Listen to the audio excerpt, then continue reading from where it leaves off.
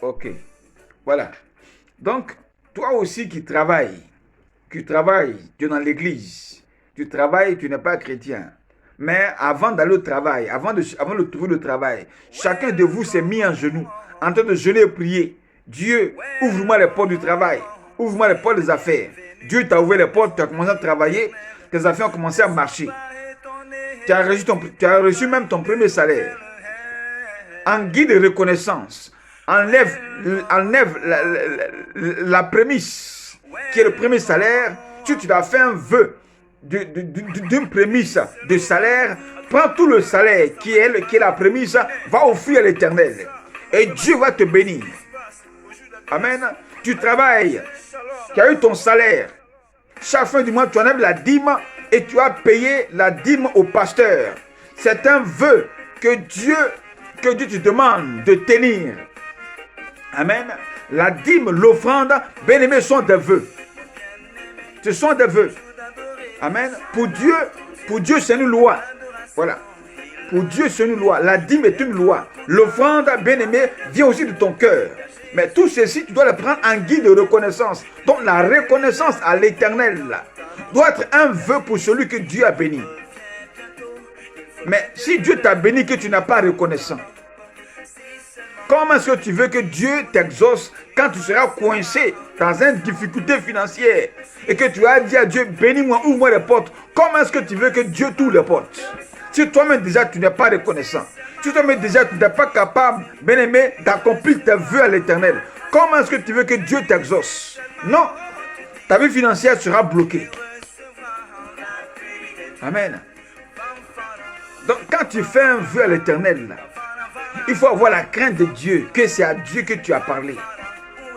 Par rapport à son serviteur, par rapport au pasteur, qui prêche, qui t'enseigne, qui prie pour toi, qui fait ta délivrance, qui t'essuie spirituellement, que tu appelles mon père spirituel.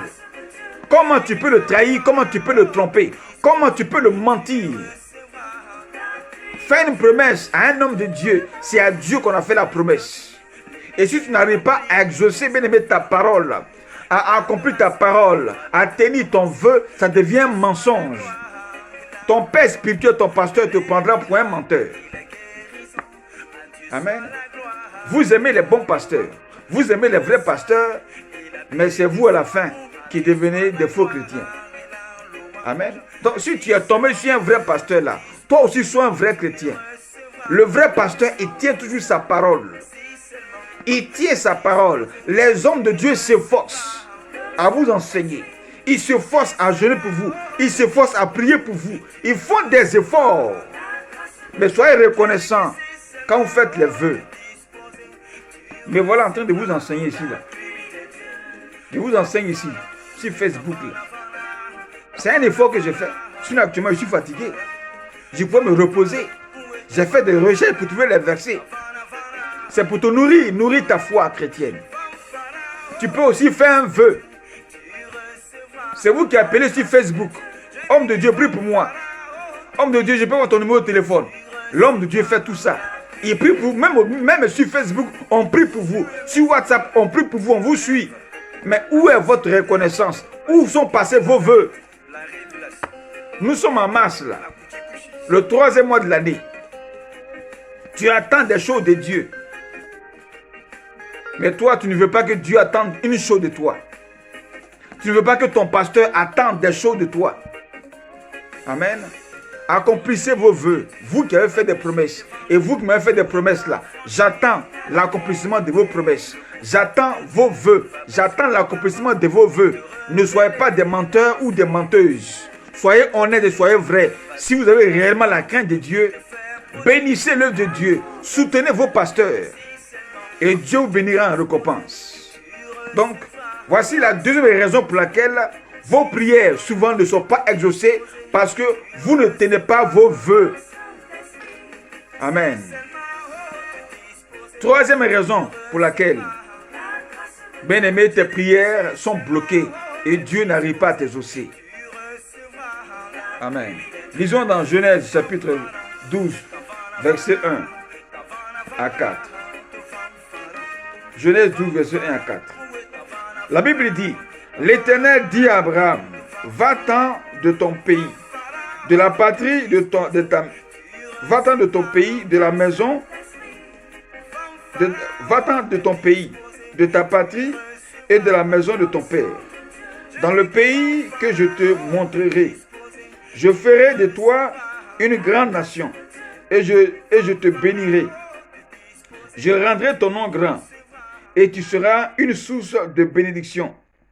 Je bénirai ceux qui te béniront et je maudirai ceux qui te maudiront. Et toutes les familles de la terre seront bénies en toi. Abraham partit comme l'Éternel le lui avait dit. Abraham partit comme l'Éternel le lui avait dit. Ça veut dire qu'Abraham a marché par l'esprit. Abraham agissait dans la volonté de Dieu. Abraham a fait ce que Dieu voulait qu'il fasse. Dieu dit quitte ta patrie, va-t'en de ton pays. Car moi Dieu, j'ai décidé de tisser une alliance avec toi et de te rendre grand. Et toutes les familles de la terre seront bénies en toi. La Bible dit que Abraham partit comme l'Éternel lui avait dit. Donc si tu veux que Dieu exauce tes prières, ne sois pas insoumis au Saint-Esprit. Voici la troisième raison. L'insoumission au Saint-Esprit, l'insoumission à la voix de Dieu peut bloquer tes prières. Parce que tu seras en train de prier selon la chair, selon toi-même et non pas selon Dieu. Prier selon Dieu, bien-aimé, c'est prier selon les promesses de Dieu. En effet, ce que Dieu t'a réservé là, il te révèle ça. Et selon ce qu'il t'a révélé, tu pries en fonction de ça. Pourquoi? Parce que c'est ce qu'il a à te donner. Donc quand tu pries selon ce que Dieu t'a réservé, il te le donne. Mais quand tu pries selon ce que Dieu t'a pas réservé, comment est-ce qu'il va avoir ce qu'il t'a pas réservé à te donner? Donc tu ne seras pas exaucé. Si Dieu t'a dit qu'il a 100 euros à te donner, prie pour que tu aies les 100 euros. Mais ne prie pas pour que tu aies moins de 100 euros.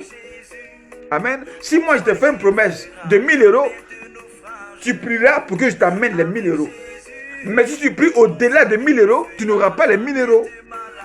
Amen. Donc Abraham partit comme l'Éternel lui avait dit. Voici la raison pour laquelle la Bible dit encore, dans Galates 5, verset 16, que marchez selon l'esprit pour ne pas que vous accomplissiez les désirs de la chair. Parce que si tu accomplis les désirs de la chair et de la convoitise, parce que l'autre a reçu ici, je vais prier comme ça pour que Dieu fasse, pour que moi aussi je réussisse comme ça. Non. Est-ce que c'est la destinée de l'autre que Dieu t'a dit? Pourquoi? Parce que chacun de nous sur la terre a une destinée. Tu n'es pas né comme moi. Amen. On n'a pas le même âge. On ne porte pas le même nom. Ça veut dire qu'on n'a pas la même destinée. Les promesses de Dieu, pour moi, ne sont pas tes promesses. Donc tu prieras selon les promesses que Dieu t'a dit pour que Dieu exauce tes prières. Donc si Abraham, après tout ce qu'il a entendu là, n'était pas parti, n'avait pas quitté la maison de son père et de sa patrie, Dieu n'allait pas fait Abraham son nom grand. Toutes les familles de la terre ne seront pas bénies Abraham. En effet, Israël n'allait pas exister. Si Abraham restait dans la famille de son père, Israël dont on parle aujourd'hui là, n'allait pas exister. C'est parce qu'Abraham est parti. Selon la parole de Dieu, que Dieu a accompli sa promesse à l'égard d'Abraham. Amen. Alors les amis, voici brièvement les 3 raisons pour lesquelles vos prières souvent ne sont pas exaucées. La première raison, c'est parce que vous vivez dans le péché, donc les blocages, les péchés non confessés créent un blocage. Deuxième raison pour laquelle tes prières ne sont pas exaucées, c'est que tu as fait des vœux que tu n'es pas capable de tenir. Dieu te bénit, tes affaires marchent, tu as ton salaire, mais tu ne paies pas ta dîme, tu ne fais pas les offrandes. Tes prières sont bloquées. Troisième raison pour laquelle vos prières sont bloquées, c'est parce que vous marchez selon la chair et non pas selon l'esprit, selon la volonté de Dieu. Alors, chers amis, voici les raisons pour lesquelles vos prières sont bloquées. Nous allons prier pour que Dieu vous bénisse. Seigneur, je te bénis, te rends toute la gloire sur ta parole. Je voudrais te recommander tes enfants, chacun et chacune. Je déclare que tout péché quelconque, tout vœu non accompli sur leur vie, par rapport au mensonge, soit brisé, soit détruit. Je déclare que toute main invisible de l'ennemi sur leur vie, par rapport à leur prière, soit maintenant arrachée. Et que le 3e ciel soit ouvert. Et que ta grâce surabonde sur la vie des uns et des autres, afin que toute la